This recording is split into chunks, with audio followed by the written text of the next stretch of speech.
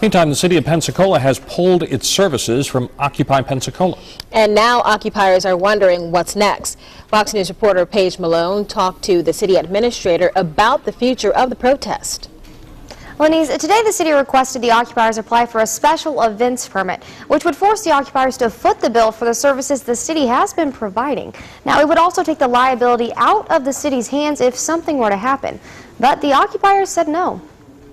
The lawn outside of City Hall has been turned into a small town. The city even provided the occupiers water, electricity, and sanitation services. But that ended today. There's a lot of taxpayers out here. I think the number of taxpayers out here probably pays for the water and electricity on its own. City Administrator Bill Reynolds says in sanitation services alone, the Occupy Pensacola movement costs more than $500 a month in taxpayer money. The taxpayers of Pensacola should not have to foot that bill. We wouldn't foot that bill for anybody else. Reynolds says money isn't the only reason the city asked occupiers to go through the special events permit process. We simply can't sit back and say, okay, you've got non-fire rated structure, you have electrical cords all over the place.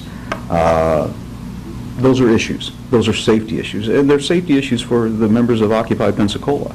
Occupy Pensacola refused to request a permit. What happens now is in the hands of city officials. Reynolds says bringing in police to enforce safety codes and ordinances already in place is an option. We're looking at the situation. We're going to ensure the health, safety, and welfare of this community are protected.